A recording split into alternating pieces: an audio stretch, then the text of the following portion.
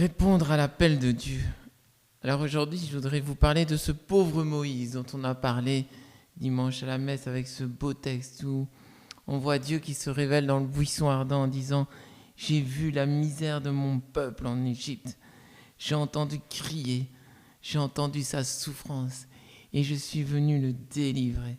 Je suis venu le délivrer. Va, maintenant, je t'envoie vers Pharaon. » Le pauvre Moïse. Le pauvre Moïse qui tout d'un coup, il était là tranquille, avec ses moutons, avec ses amis, avec sa famille. Et tout d'un coup, il y a Dieu qui dit, mais écoute, je t'envoie, va libérer mon peuple, sois le responsable de mon peuple, sois le chef, sois son guide. Alors, qu'est-ce qu'il répond à ça, Moïse ?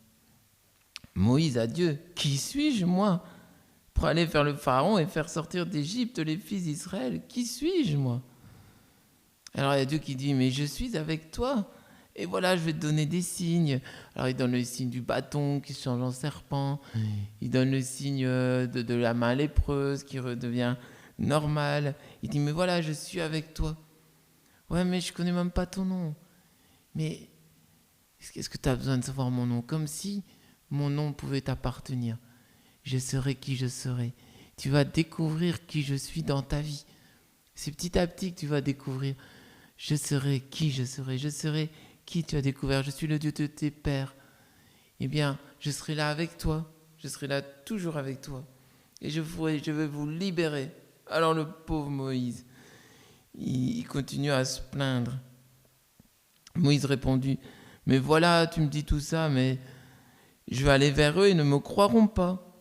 Ils n'entendront pas ma voix. Ils vont dire, le Seigneur n'était pas apparu. Et le pauvre Seigneur, il dit, mais enfin, pourquoi est-ce que tu ne me fais pas confiance? Et puis c'est pas tout.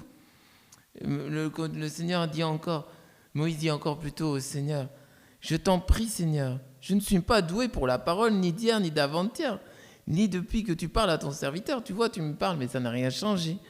J'ai la bouche lourde, et j'ai la langue lourde. En fait, tu me demandes un truc, mais je suis pas capable, quoi. En gros, tu vois pas, regarde-moi, laisse-moi auprès de mes moutons et envoie quelqu'un d'autre.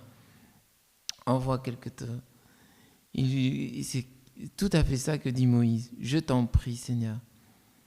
Envoie-le dire par qui tu voudras. Envoie quelqu'un d'autre, mais pas moi. La colère du Seigneur s'enflamma et dit, prends Élie, prends Aaron, le Lévite, et puis il va parler pour toi.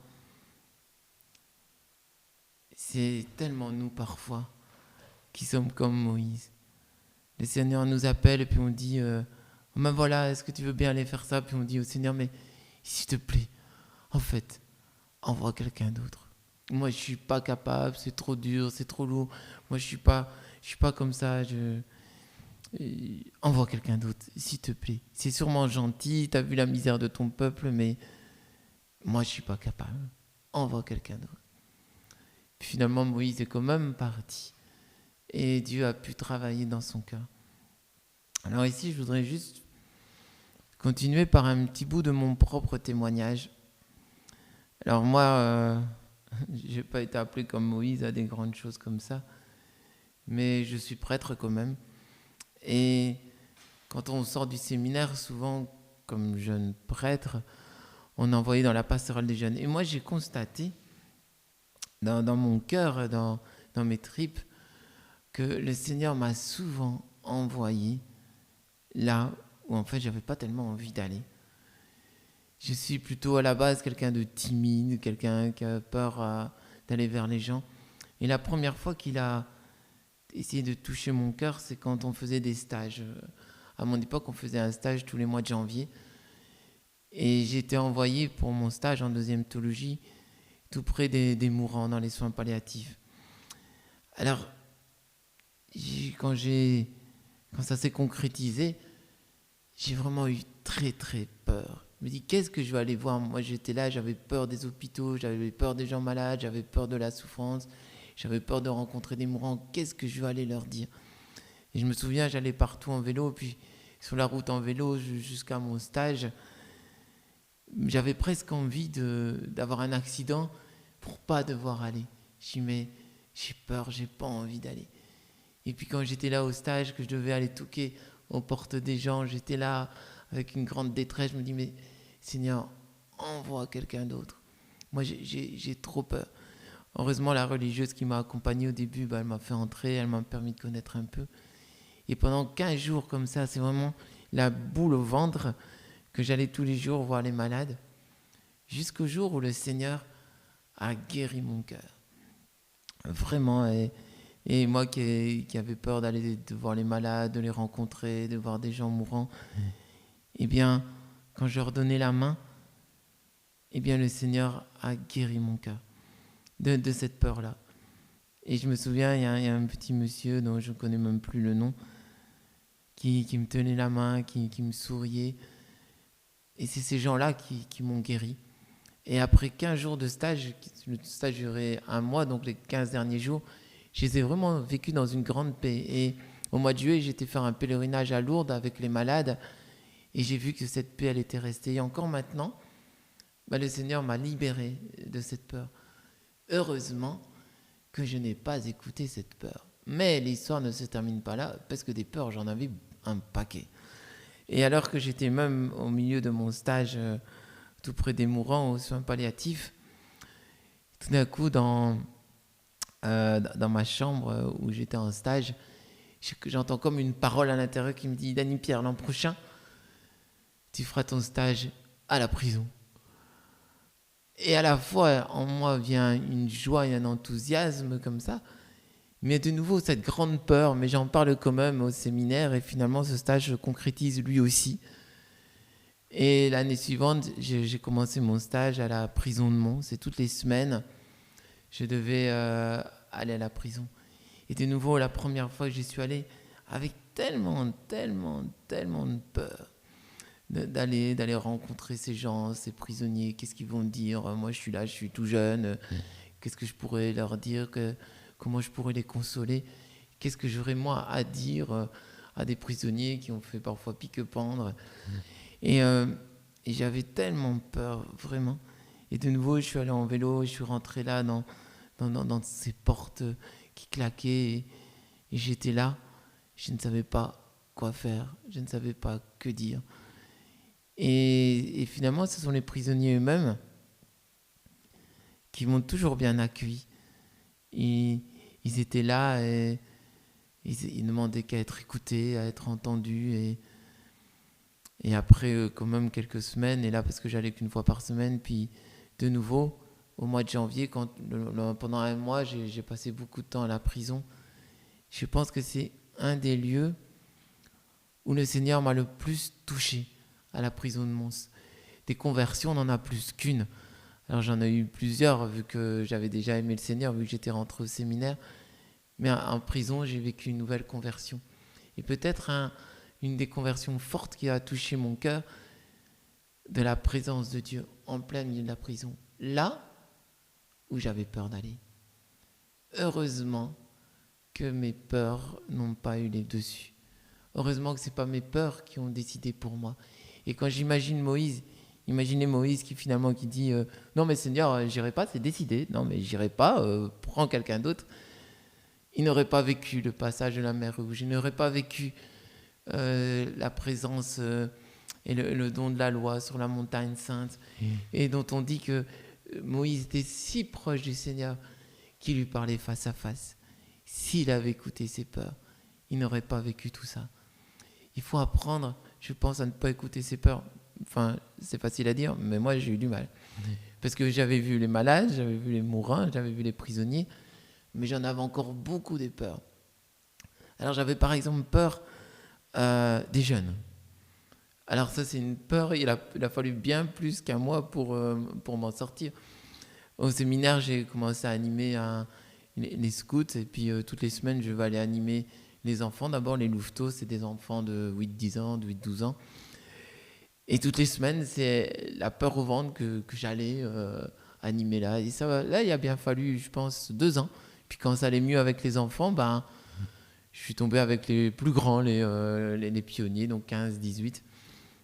Et là, de nouveau, pendant 2 ans, j'ai eu beaucoup de peur. Et puis après, malgré les mouvements de jeunesse, contrairement aux malades et aux prisons. En prison, j'y passe encore de temps en temps où je pense que j'ai plus jamais ces peurs, ni les malades. Mais les jeunes, c'est resté après. Parce qu'après, j'y allais comme aumônier. Et comme jeune prêtre, moi, j'ai reçu la charge d'aller visiter beaucoup de camps où l'aumônier n'était pas spécialement, c'était pas spécialement des camps chrétiens, mais avait quand même un aumônier. Donc l'aumônier n'était pas toujours celui qu'on attendait le plus. Et puis j'ai dû aller dans tous ces camps. Et puis encore après, j'ai même été à un certain moment nommé responsable de la pastorale des jeunes. Eh bien, rencontrer les jeunes dans les écoles et tout ça, ça m'a fait tellement de peur. J'ai souvent stressé, je me suis dit, mais Seigneur, j'ai pas envie d'y aller. Et il y a même certains camps où je suis pas allé parce que j'ai pas eu le courage, j'ai trouvé une excuse pour pas y aller. Et pourtant, c'est aussi après coup, auprès de ces jeunes et de ces enfants, et encore maintenant, je rencontre encore régulièrement des jeunes et des enfants, et bien c'est là aussi que j'ai découvert souvent la présence de Dieu. Mais mes peurs, j'en avais une certaine dose. J'avais encore notamment deux peurs. La peur de la violence. Et la violence, c'est vraiment jamais quelque chose de chouette. Et là, je ne vais pas dire que maintenant j'attends la violence avec joie, loin de là, mais un jour j'avais accueilli quelqu'un chez moi et c'était quelqu'un un peu violent, surtout quand il avait bu, drogué, tout ça. Quand on accueille des gens, on ne sait pas toujours qui on accueille. Et un jour, il s'est mis en colère contre moi, il m'a même un peu frappé, enfin c'était pas délirant, mais quand même, il m'a agressé. Et ce jour-là, je ne peux pas vous expliquer.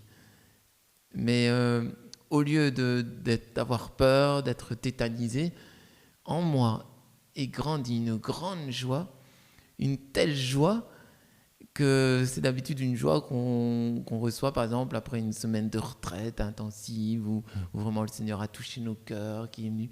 Et là, pouf, en plein milieu de cette agressivité, j'étais là rempli de joie. Et bizarrement aussi, cette joie, elle a fait diminuer son agressivité et il est parti.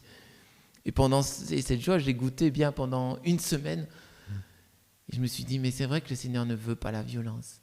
C'est vrai que le Seigneur ne veut pas toutes les douleurs. Mais quand le Seigneur nous envoie quelque part, en fait, au moment où on en a besoin, il nous donne les grâces pour traverser. Et c'est ce que le Seigneur a essayé d'expliquer à Moïse. Il dit, Moïse, je t'envoie pour sauver mon peuple. Mais Moïse dit, mais moi, je ne suis pas capable de ça. Il dit, mais t'as pas encore compris que c'est moi qui vais le faire. Je t'envoie, mais c'est moi qui vais le sauver. Je t'envoie, mais c'est moi qui ai vu la misère de mon peuple. Je demande juste, toi, d'être fidèle à ma parole, de dire ce que moi j'ai à dire. C'est pas toi le sauveur, c'est moi. Pourquoi t'as peur? Fais-moi confiance, c'est moi qui t'envoie. Et une des peurs qui me restait aussi, c'était la peur des responsabilités. J'avais vraiment pas envie d'être responsable, moi qui ai plutôt peur des conflits et des choses comme ça, les responsabilités, j'avais vraiment pas envie. Alors devinez ce qui m'est arrivé. Alors le Seigneur a l'habitude de me soigner par l'overdose, l'overdose de malades, de prison, de jeunes, de violence. Et bien il m'a aussi donné des responsabilités. Et il y a une année où j'ai reçu beaucoup de responsabilités qui me dépassaient complètement. Et voilà, c'est moi qui ai été responsable. Et dans ces responsabilités-là aussi, eh bien, le Seigneur m'a vraiment appris à lui faire confiance et dit, mais n'écoute pas tes peurs. Alors, ce qui est sympathique aussi dans mon cas, c'est que les mêmes responsabilités qui me sont tombées dessus sans que je les demande, elles me les ont été retirées aussi sans que je le demande. Et parfois, j'y avais mis un peu de mon cœur. Et parfois, c'est des choses qui m'ont même fait mal parce que j'avais mis mon cœur. Et le Seigneur m'a appris deux choses à propos des responsabilités. C'est qu'il ne faut jamais les désirer, mais il ne faut non plus jamais en avoir peur.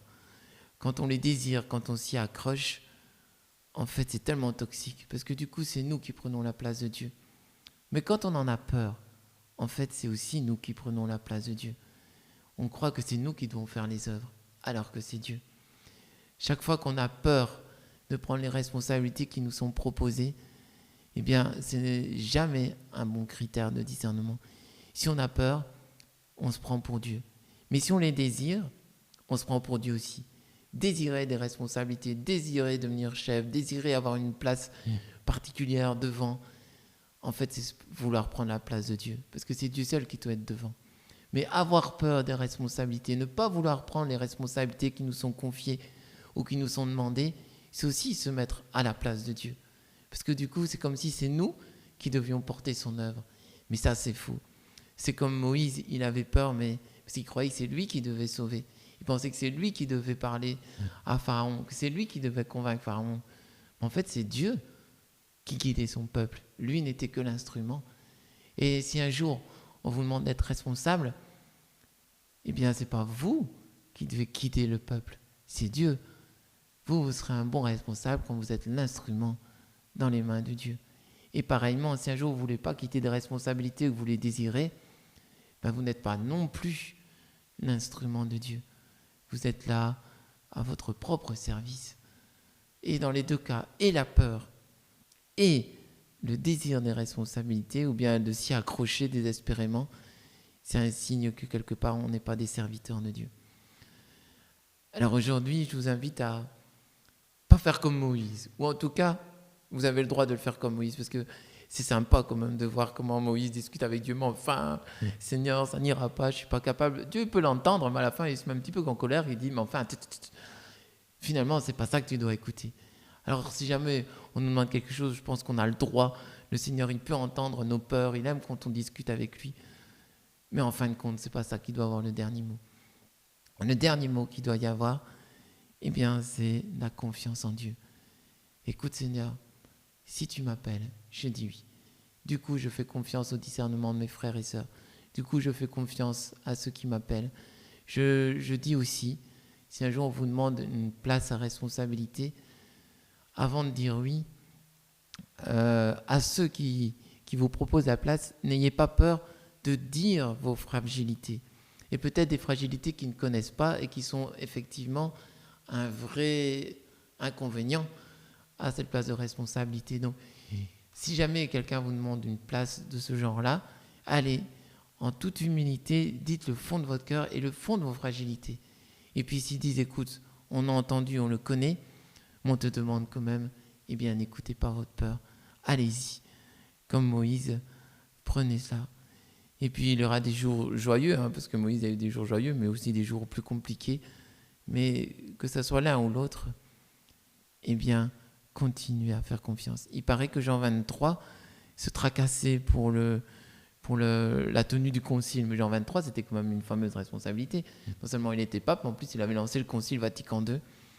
Et un jour qu'il se tracassait, il a entendu l'Esprit Saint qui lui disait « Dis, c'est qui conduit l'Église?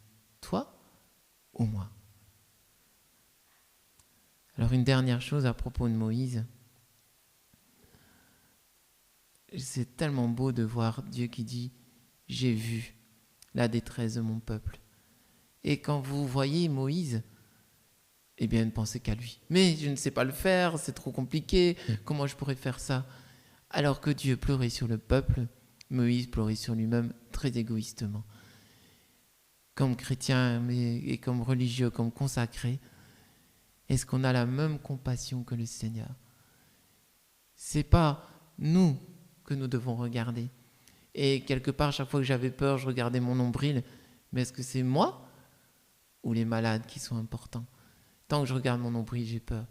Mais quand je regarde les malades, j'ai compassion.